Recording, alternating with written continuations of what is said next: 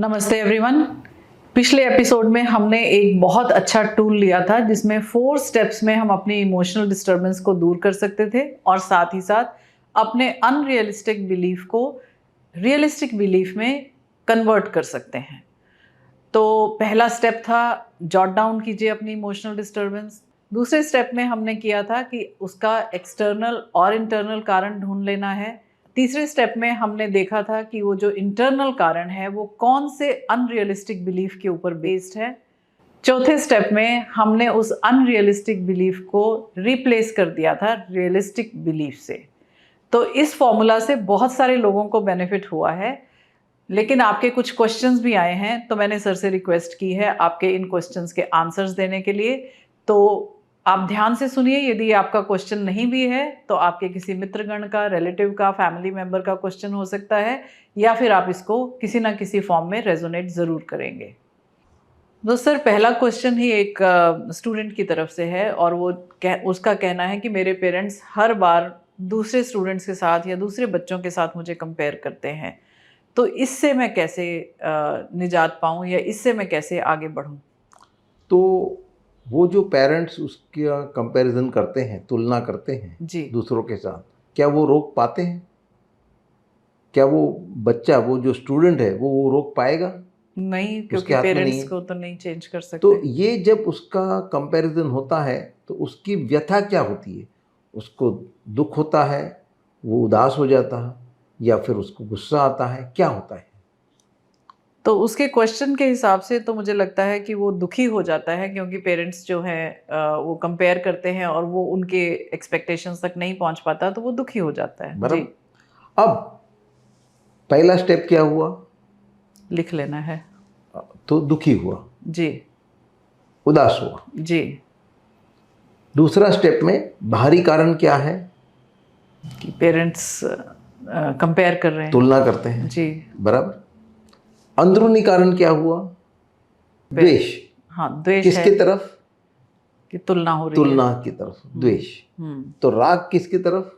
कि मुझे किसी से कंपेयर ना किया ना जाए। करे और मैं जैसी हूं या जैसा हूं वैसा स्वीकार करे। जी, तो मान्यता क्या हुई? कि मेरी तुलना किसी से ना की जाए। हाँ। अब ये वास्तविक है, अवास्तविक है? अवास्तविक है। तो फिर वास्तविक मान्यता क्या होगी? मतलब मेरी कोई तुलना करे तो करे, ऐसा भी तो बोल सकते हैं। हाँ, करेक्ट। और दूसरा ये है कि इस तुलना के पीछे माँ बाप का क्या भाव है वो भी देखना चाहिए। वो उसको नीचा दिखाना नहीं चाहते हैं, उसको तुलना किसके वास्ते करते हैं? ताकि मोटिवेट कर सकें। मोटिवेट करें। उसके लिए एक कहानी है कि एक बाप बेटे थे, दोनों शिल्पकार थे, दोनों अच्छे थे, लेकिन बेटे को ये गिला रहता था कि उसके पिता उसकी कभी प्रशंसा नहीं करते थे। तो उसने एक बार सोचा और उसके मुताबिक उसने एक अच्छी सी मूर्ति बनाई और मंदिर के बगल में गाड़ दी। अच्छा। और दूसरे दिन ये ऐलान किया कि मुझे सपना आया था कि मंदिर के बगल में एक अच्छी मूर्ति गाड़ी हुई है, हम जाके देखते हैं। वहाँ गए, खुदाई की, तो वहाँ से मूर्ति निकली जो उसी ने रखी थी। अगले रात उस मूर्ति को देख के पिता ने उसको कहा कि कितनी बेहतरीन मूर्ति है। तब बेटे ने कहा, पिताजी ये मैंने ही बनाई है। तो थोड़ा सोच के पिता ने कहा, अब इससे बेहतर तू नहीं बना पाएगा। तो उनको मालूम था कि इसकी काबिलियत क्या है, लेकिन उसको और बेहतर बनाने के लिए वो बार बार उसको तो हम सिर्फ उस एक्शन को न देखे, उस क्रिया को न देखे, उस क्रिया के पीछे उसका भाव क्या है वो देखो ना। तो ये बात तो सही है कि यदि उस बच्चे को बुरा लग रहा है कि मेरी तुलना हो रही है, तो वो अपने ये वाले स्टेप्स को फॉलो करे और देखे कि पेरेंट्स उसकी जो तुलना कर रहे हैं वो स्वीकार कर ले कि पेरेंट्स को आप नहीं चेंज कर सकते, जैसा वो कर रहे हैं वो ठीक है। तो अपने मन को शांत करें और साथ ही साथ इस बात को भी ऑब्जर्व करे कि उनका पीछे इंटेंट क्या है, उनका भाव क्या है, क्या वो उसे नीचा दिखाने की कोशिश कर रहे हैं या फिर उसको मोटिवेट करने की कोशिश कर रहे हैं। ठीक है। जैसे कई बार बच्चे घर लेट पहुंचते हैं तो माँ बाप उसको डांटने लगते हैं जी और उनको बहुत बुरा लगता है। जी जी। लेकिन वो नहीं देखते कि उस डांट के पीछे उनका कंसर्न है, कितनी चिंता और प्यार छुपा है। जी, ये बात तो है, ये बात जब तो वो दिखाई देगा हम्म तो हमें उस बात का बुरा नहीं लगेगा। इसके संदर्भ में भी ये बताऊंगा कि हम सिर्फ कार्य को देखते हैं, कार्य के पीछे के भाव को नहीं देखते। हम कार्य को ही अच्छा बुरा कहते हैं। कोई कार्य अपने में अच्छा या बुरा नहीं है। जैसे ये मान्यता है कि झूठ बोलना बुरा है, गाली देना या किसी को मार डालना बुरी बात है। तो वाकई ही किसी को मार डालना बुरी बात है? यूजुअल बिलीफ सिस्टम में तो यस। तो फिर हम अपने जो सिपाही है, फौजी है, उसको मेडल क्यों देते हैं? क्योंकि वो हमारी रक्षा के लिए जाते हैं, तो इसलिए। तो मारना बुरा नहीं है। हाँ, उसके पीछे तुम्हारा आशय क्या है, भाव क्या है। जी। वही सोल्जर अगर सिविलियन लाइफ में किसी को मार देगा तो क्या मेडल मिलेगा? नहीं नहीं। कार्य तो वही था, जी जी, क्रिया तो वही की उसने, लेकिन उसके पीछे का मकसद क्या था? ठीक बात। पहले केस में उसका ये फर्ज था, अगर वो नहीं मारता है तो वो डेजर्टर कहलाएगा, उसका कोर्ट मार्शल होगा। जी, तो वो गलत। वो मारना उसकी फर्ज है। तो मारना बुरा नहीं है, किस कारण के वजह से तुम मारते हो। जी जी, ठीक है। कई बार हम जो क्रिया किया, कार्य किया, उसके फल के आधार पे उसको अच्छा या बुरा कहते हैं। जैसे डॉक्टर ऑपरेशन करता है जी और पेशेंट बच गया तो हम उसके गुणगान गाते हैं जी, लेकिन मर गया तो फिर डॉक्टर गलत हो जाता है। आजकल तो तोड़फोड़ करने लगते हैं, मारने लगते हैं, डॉक्टर्स को भी मारने लगते हैं। जी। अब उस मरीज के नसीब में ही बचना नहीं था तो डॉक्टर क्या करेगा? तो कार्य का फल मत देखो, रिजल्ट मत देखो। उसका एक उदाहरण दूं, एक सीरियल आता था विक्रम और बेताल। उसमें एक एपिसोड में बताते हैं कि एक गांव का लड़का था, उसको प्रोफेटिक ड्रीम्स आते थे, माने भविष्य में क्या होने वाला है उसको आगे से ही सपने में मालूम पड़ जाता था। जी। जैसे कि एक बार दोपहर को सोया था तो उसको सपना आया कि उसकी पड़ोसन का नया घर जल रहा है। ओके। जाग के देखता है तो वही पड़ोसन वहाँ वास्तु पूजा के लिए न्योता देने आई थी। अच्छा। तो उसे कहता है जाओ जाओ तुम्हारा घर तो जल रहा है। वो गई भागी दौड़ी और वाकई वो जल रहा था। ऐसे 2-3 किस्से हुए। तो गांव वालों ने कहा ये पनौती है, इसको हटाओ यहाँ से। तो जब वो जा रहा था गांव छोड़ के तो माँ ने सलाह दी कि तुम्हारा कहने का तरीका भी बहुत गलत है, जरा विनम्रता से कहो तो कोई माने भी। खैर गांव छोड़ के वो शहर गया और राजा के महल में उसको नाइट वॉचमैन की नौकरी मिल गई। एक दिन सुबह क्या देखता है कि राजा किसी मुसाफरी पे जाने की तैयारी कर रहे थे। तो माँ की बात याद रख के बहुत विनम्रता से कहा कि आप मत जाइए, क्योंकि मुझे सपना आया था कि जहाँ आप जा रहे हैं वहाँ भूकंप होता है और मेरे सपने सच पड़ते हैं। और गांव में जो घटनाएं बनी थी वो कह सुनाई। तो राजा ने थोड़ी देर विचार करके अपनी जर्नी को पोस्टपोन किया। ठीक है। और एक मैसेंजर भेजा देखने के लिए वाकई क्या हुआ। तो मैसेंजर न्यूज़ लाया कि वाकई वहाँ भूकंप था और अगर राजा वहाँ होते तो बचना मुश्किल था। तो राजा ने उस लड़के को बुलाया, मोती की माला दी और नौकरी से निकाल दिया। जी। क्यों? क्योंकि सो रहा था ना, सपना देख रहा था। नतीजा अच्छा था, हाँ, कार्य बराबर नहीं था। कल को अगर कोई उनको मारने के लिए आता है तो ये सोता होगा चौकीदार बनाया। चौकीदार। तो क्योंकि उसकी ड्यूटी जो थी वो रात को पहरा देने की थी, सोने की नहीं थी। जी जी जी, तो ये बात आपकी ठीक है। तो हम अब हम इस पे जो जोर देंगे कि हम पीछे की इंटेंट भी देखें, भाव भी देखें और फिर ये जो अपने इमोशंस हैं उनको उसके साथ ही हैंडल करें। जी, अगला प्रश्न है कि उन्होंने पूछा है कि मेरे प्लान्स के अनुसार जब भी कोई बात नहीं होती है तो मुझे इरिटेशन हो जाती है। तो पहला स्टेप क्या हुआ? इरिटेबिलिटी। इरिटेशन, चिढ़ लगी।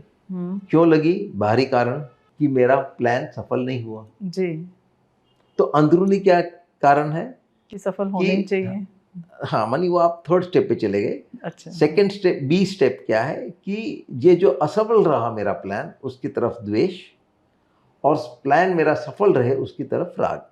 जी। तो इस राग और द्वेष के पीछे की मान्यता क्या है? जो आपने बताया, मेरा प्लान हमेशा सफल ही रहना चाहिए। वास्तविक, अवास्तविक।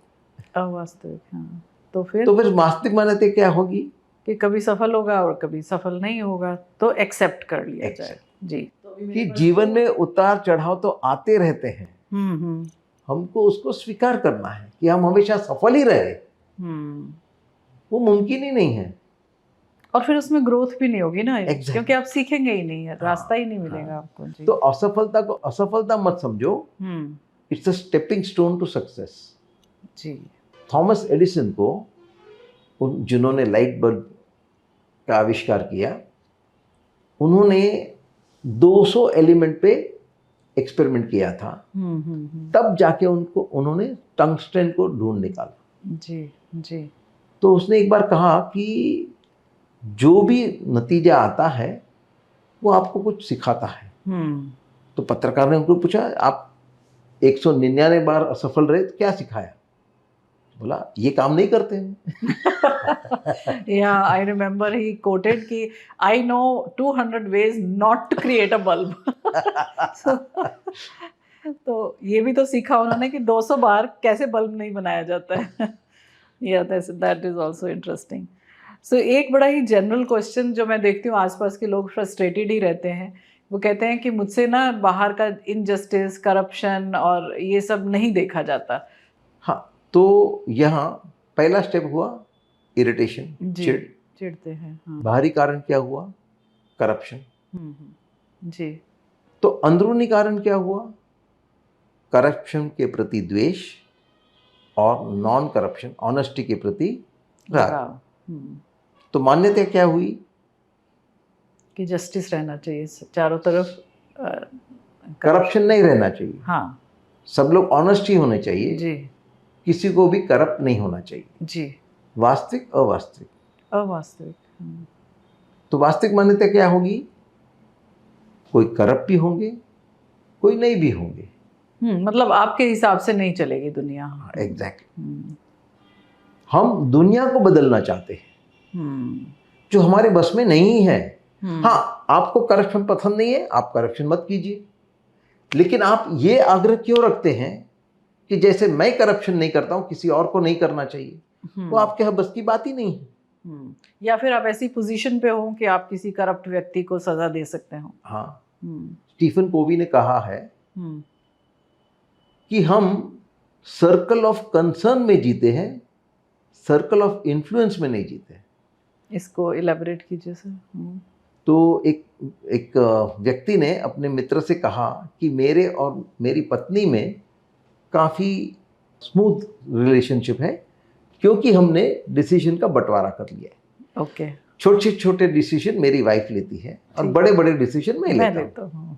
तो बोला, छोटे डिसीजन मानी तो कि हमें मकान कहाँ खरीदना है, कौन से बजट में खरीदना है, या बच्चों को कौन सी पढ़ाई करनी है, किस कॉलेज में जाना है, ये छोटे छोटे डिसीजन मेरी वाइफ लेती है। तो बड़े डिसीजन क्या है? ये जो बाइडेन कर रहा है वो सही है क्या? या इजराइल ने ये सब किया वो सही है क्या? तो ये डिसीजन मैं लेता हूं। सही है। तो ये है तुम्हारा सर्कल ऑफ कंसर्न, जिसमें तुम्हारी कोई हैसियत नहीं है। हम इसी सर्कल में जीते रहते हैं और इसी के बारे में डिस्कस करके इरिटेट भी होते हैं, आर्ग्यूमेंट भी करते हैं, कॉन्फ्लिक्ट्स में भी रहते हैं। जी। जी।